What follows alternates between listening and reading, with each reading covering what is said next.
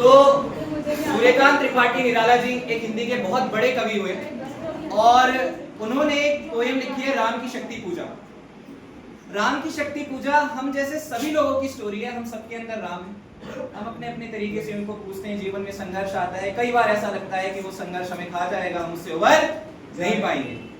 तो राम जी अपने आप में इसी प्रेरणा का स्रोत है कि कभी हार नहीं माननी चाहिए। राम रावण का युद्ध हो रहा है और राम जी को ऐसा लगता है कि माँ दुर्गा रावण की तरफ से युद्ध लड़ रही हैं और ऐसे में राम जी हार रहे हैं। तो राम जी अंदर से बड़े निराश हो जाते हैं और इसी को सुंदर शब्दों में सूर्यकांत त्रिपाठी निराला जी लिखते हैं कि स्थिर राघवेंद्र को हिला रहा फिर संशय, रह रहे उठता जगजीवन में रावण जय भय।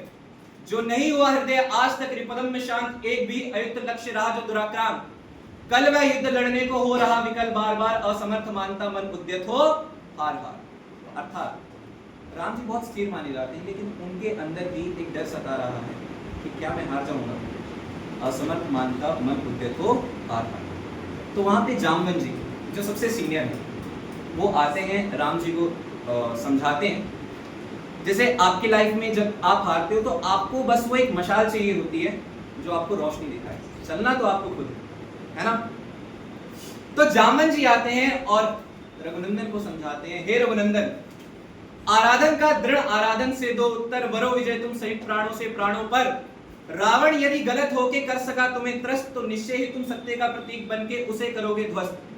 शक्ति की करो मौलिक कल्पना, करो पूजन, छोड़ दो समर जब तक सिद्धि ना हो रघुनंदन। इसका अर्थ है कि लाइफ में जब स्ट्रगल आता है ना तो आपको उससे भागना नहीं है, आराधन करना है, खुद का खुद पे काम करना है। छोड़ दो समर, इस दुनिया के जितने भी प्रपंच है उसको छोड़ दो, और जब तक सिद्धि ना हो, जब तक आपका लक्ष्य आपको प्राप्त ना हो जाए तब तक उस पे लगे हो। और राम जी रावण जी की तरह माँ दुर्गा को खुश करने के लिए क्या करते हैं, यज्ञ करते हैं। उन्होंने हनुमान जी से 108 पुष्प मंगवाए और माँ दुर्गा ये चेक करने के लिए कि राम जी सच में सीरियस हैं, आती हैं और 107 फूल भगवान राम अर्पित कर चुके थे। 108वां फूल माँ दुर्गा चुपके से निकाल देती है। देखो सक्सेस ना ऐसे नहीं मिलती, सक्सेस देखती है कि ये सच में एलिजिबल है मेरे लिए, मेरे को डिजर्व करता है या नहीं करता, है ना। तो सक्सेस ऐसे नहीं मिलती, राइट।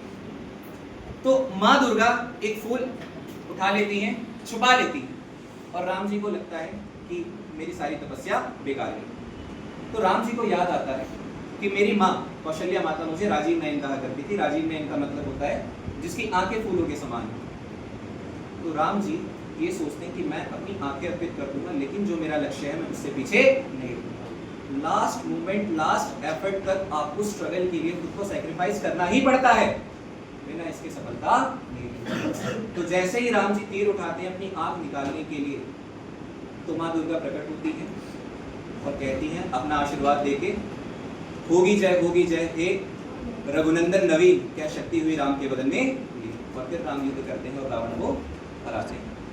तो इस छोटी सी स्टोरी का प्रसंग ये है कि जीवन में स्ट्रगल हर किसी के है, बिना स्ट्रगल के किसी को कुछ नहीं मिला।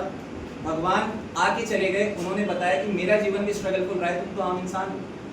तो कभी भी स्ट्रगल से हारना नहीं चाहिए। Last moment, last effort, last breath तक अपनी पूरी पावर लगा दो और सफलता आपको मिलेगी। जय श्री राम।